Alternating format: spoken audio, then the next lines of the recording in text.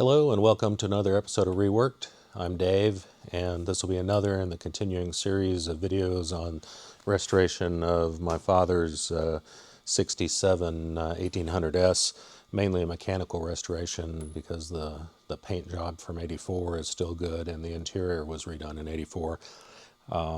At the end of the last episode, we just removed the front crossmember and front suspension from the car, and we're getting ready to start with disassembly. Obviously, it was in its pre-restoration state, oily, greasy, multiple different paint colors, some undercoating, and then some overspray. So this episode will go through complete disassembly, and then the following episode will start with the pressing out of the old bushings for the lower wishbones, and then the bushing for the steering idler arm. Did not run into any real challenges in the disassembly. There was nothing that was difficult to do or required special tools or anything. I'm always interested in disassembling these old cars just to see what I find along the way in terms of differences in parts. For instance, on this one, the shims on the upper wishbones were a different design on one side than the other. I don't know why that was done or whether that was from the factory or from some later service. But anyway, we'll disassemble this thing and then go through a little of the cleanup and repaint. I didn't take video of the scraping, grinding, glass bead blasting, media blasting process. So all I have is kind of a photo montage. I took still pictures, so when we get to the end of this episode, I'll just show a series of still pictures of the parts in various stages of that process. So thank you for watching, and let's go ahead and get started. After cleaning up the whole front subsection, I'm going to start disassembly.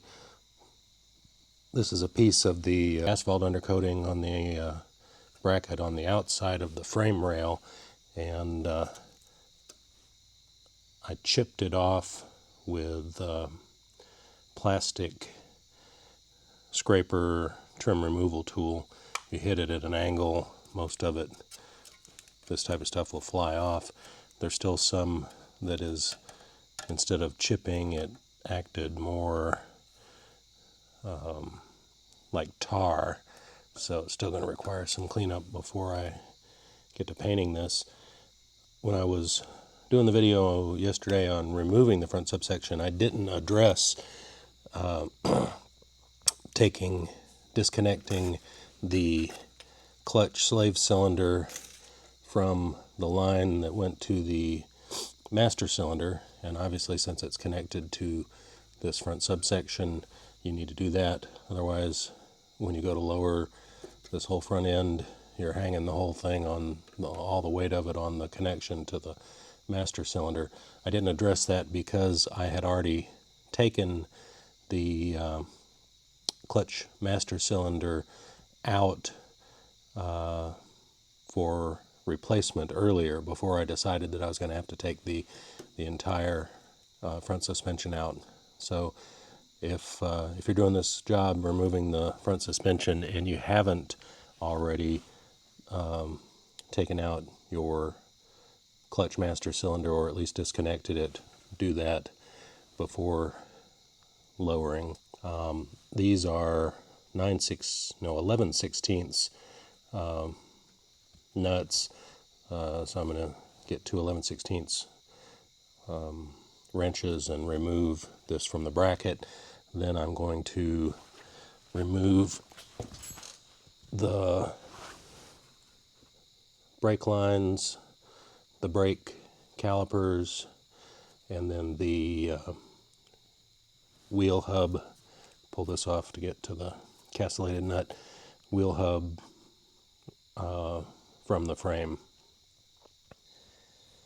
To remove the brake calipers, we need to remove these two bolts. They're 3/4 inch heads.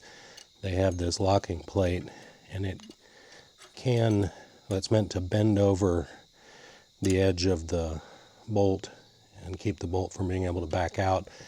On both sides of this car, only the top was bent over. There was enough material on the bottom one that it could have been bent over, but it wasn't. So I'm not sure whether it's usually top and bottom, and somebody doing a brake refresh at some point didn't do that or what. But I bent it back with a screwdriver, then tapped it back with a punch. So with two bracket bolts out, normally in a car that hadn't been sitting forever, the caliper would just pull off, but as I learned on the driver's side, it's more or less rusted in place, so I'm going to use a rubber mallet.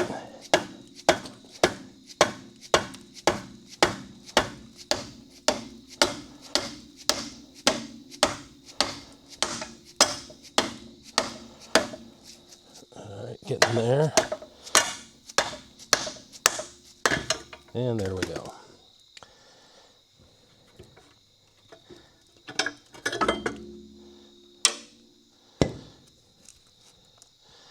So I'll be taking these calipers apart to refresh these seals.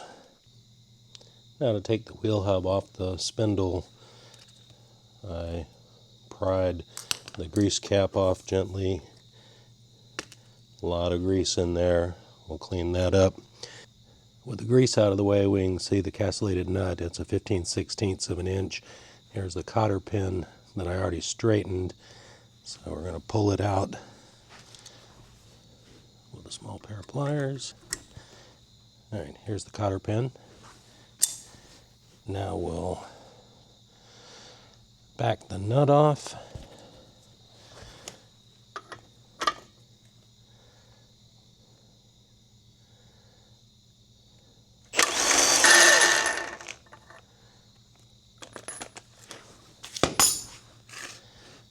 So we had the castellated nut, then this washer,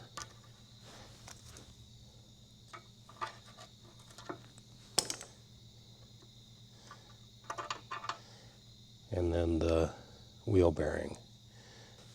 Now the hub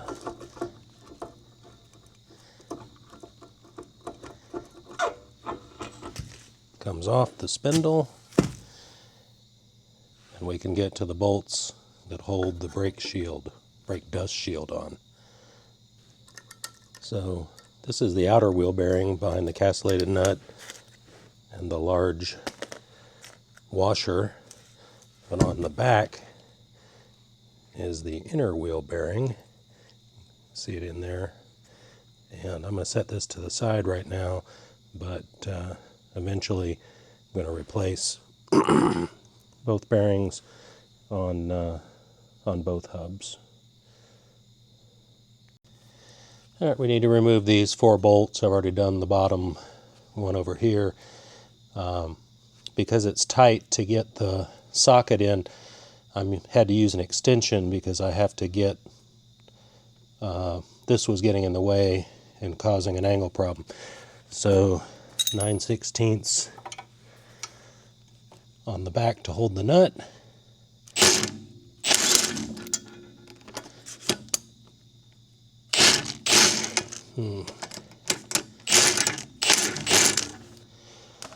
And I'm attempting to strip it. So still trying to take this off. There were 4 bolts, 9/16. There's a 9/16 nut on the back. This one started to round, so I've given up on it for right now. I'm going to do the last one on the other side.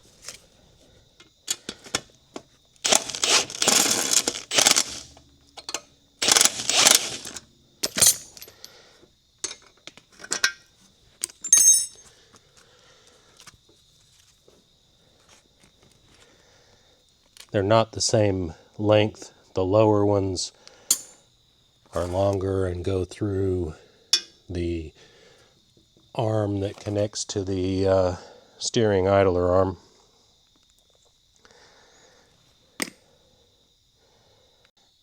So this top left bolt that seemed like it might want to round off, instead of continuing trying to get more pressure on the bolt head, I turned the hub far enough that I could get to the nut on the back side with a extension there on my impact hammer, and then held a wrench on bolt head on the front. It came right out. So behind the brake dust shield is this bracket, and the Volvo parts document doesn't name it anything other than that. It's just item number 23 on the diagram, bracket. And then the spindle, and now we can disconnect the spindle from the upper wishbone and the lower wishbone. Now to remove the bolt at the top of the spindle. It's a 1/2 inch bolt. You have to hold the nut on the far side,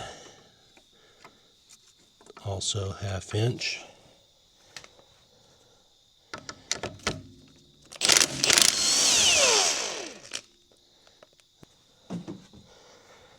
Alright.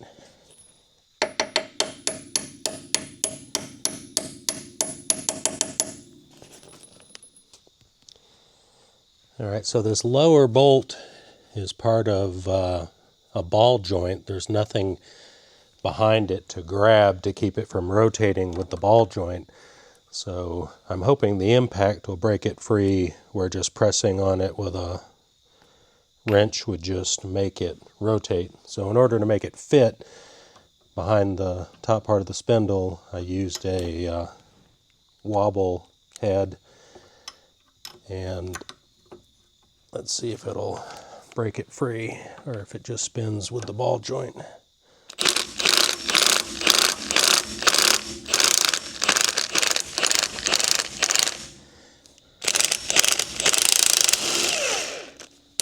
Well, that worked quite well. Well, the spindle doesn't want to come off the ball joint just with tapping, so I'm just going to remove the ball joint from the lower wishbone, and then we'll deal with it later with maybe a ball joint separator or a 2 or 3 pronged puller. So ball joints held on with 4 9/16 bolts.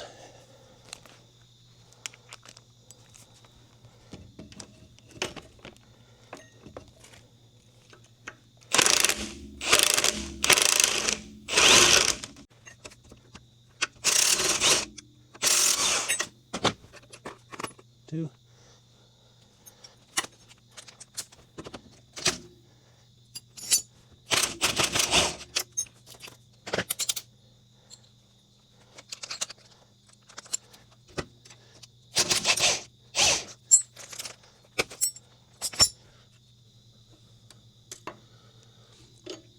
So here's the bump stop.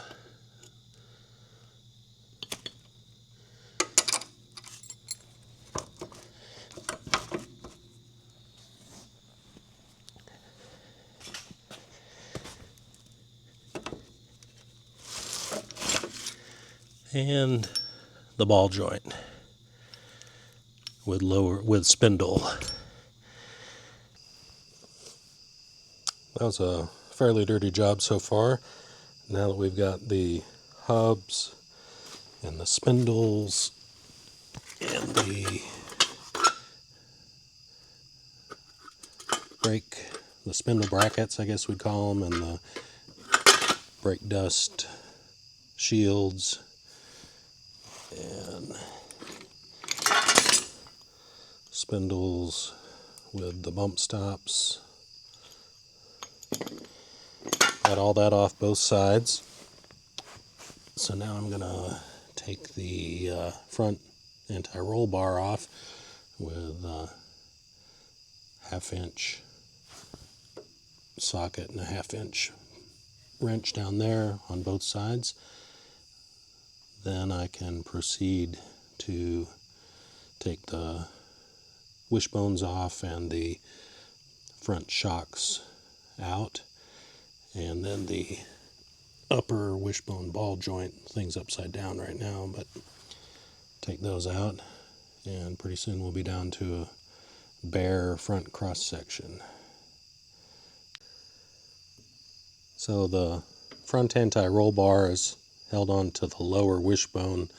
It's upside down right now, which is why it's up, but by this bolt, goes through a spacer tube, and it's got this series of bolt, rounded cup washer, pad, and here's the roll bar, then another pad, then the cup washer, then the spacer that keeps all this from collapsing, and then repeat.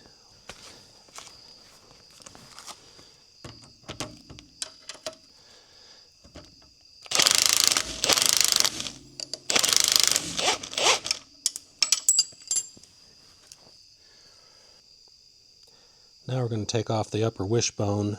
It's got 3 different bolt sizes. These are 9/16. These on the end are 5/8. They've got a little keeper plate.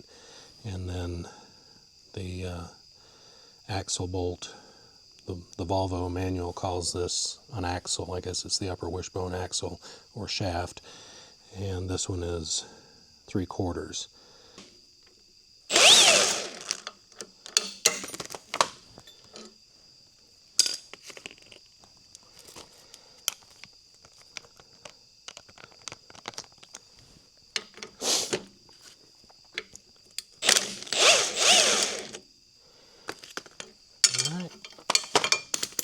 Much better, even if the socket won't stay on the impact driver.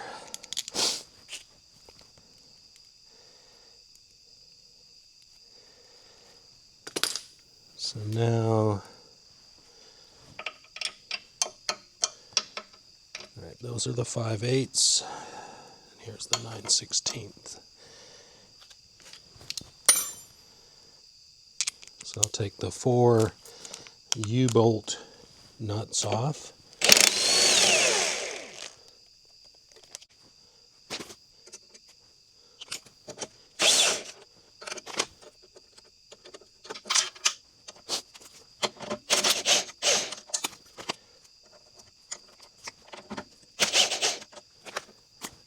Alright, now the 5/8 bolts on the end that hold the axle to the front subframe.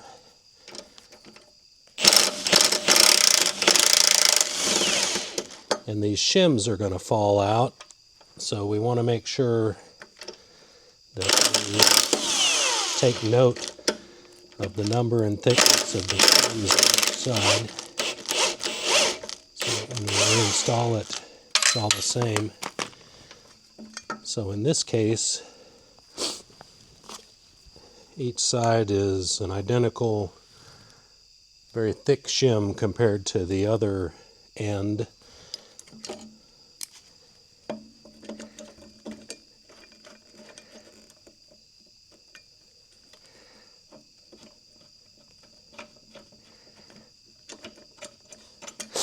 Alright, so I put it back on the subframe to hold it in place while I remove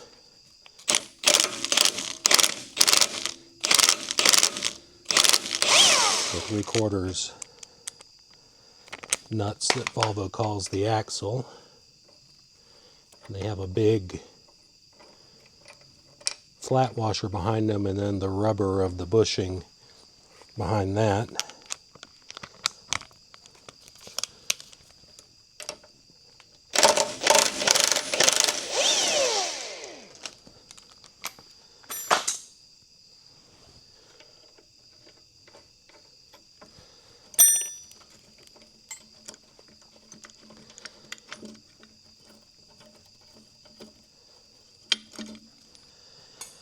Alright, I'm going to take off the lower wishbone, First, I'm gonna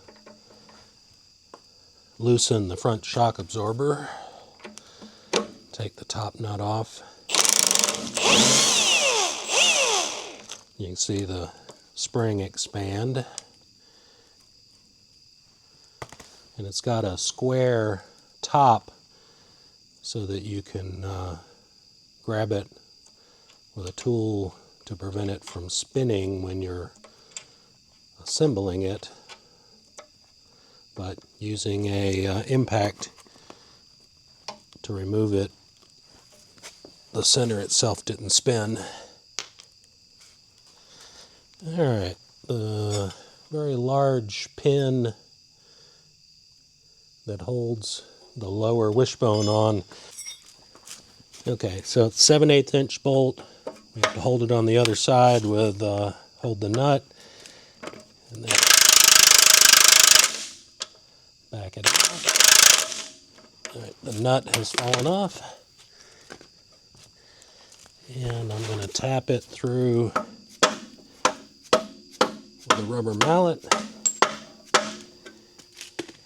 On the other end, it had a cup washer and a rubber bushing, and then the nut. And on this side, we've got the bolt head, the cup washer, and the rubber bushing.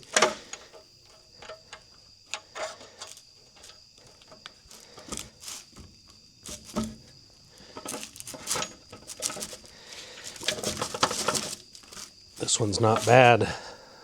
My other 67 that I took apart, I believe I ended up having to cut the head off of, that one was so rusted I had to cut the head off of it and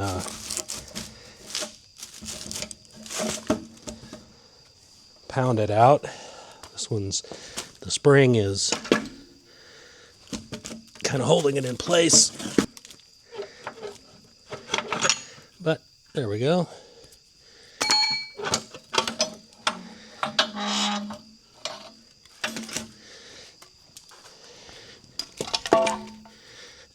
And then springs.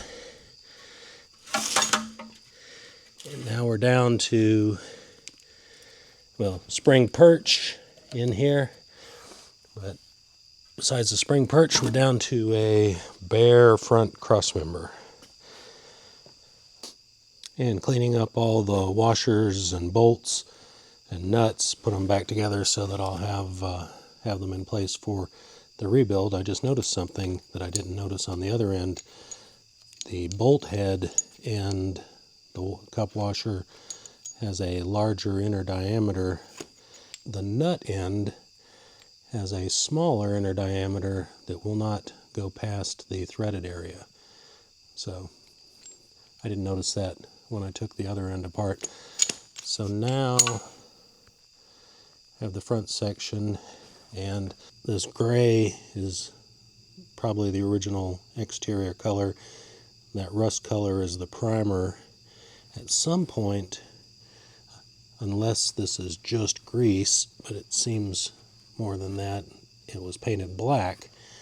Now, and then here we have the 95-1 ice blue whitish overspray from '84, but I don't know, I don't believe the front section has ever been out of the car, and I don't know why it would be black.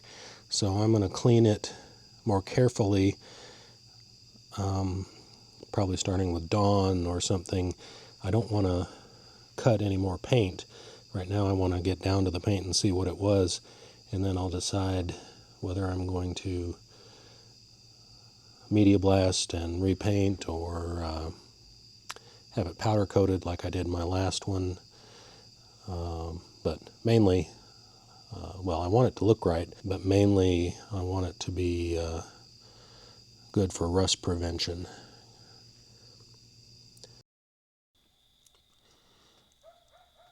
Don't mind the coyotes yipping in the background. They do this every night. So after disassembly, I set about degreasing, cleaning, scraping, and eventually removing the paint off of a lot of the components.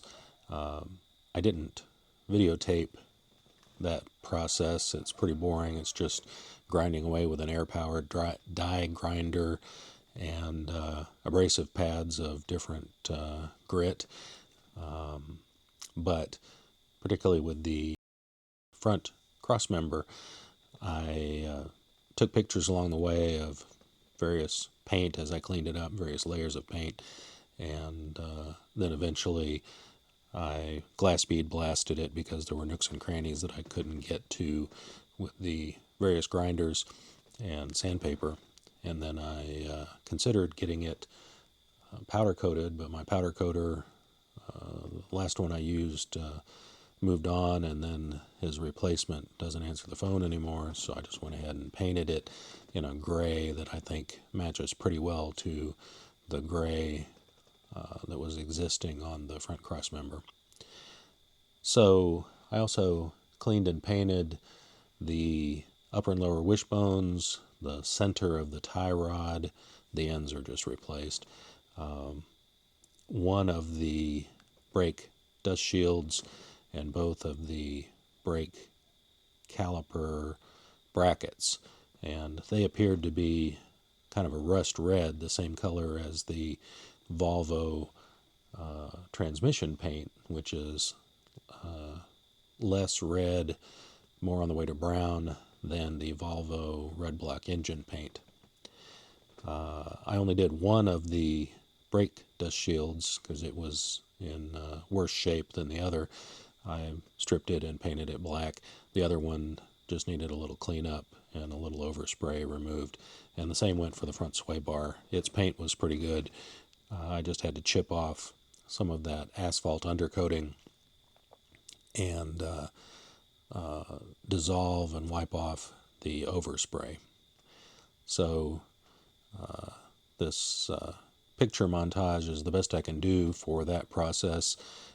You can see the parts in some stages of the restoration, and then so once I got them cleaned up and painted, they're ready for assembly, but we still have to do the pressing out of the old suspension bushings, pressing in of the new suspension bushings, and I'll do that in the next episode.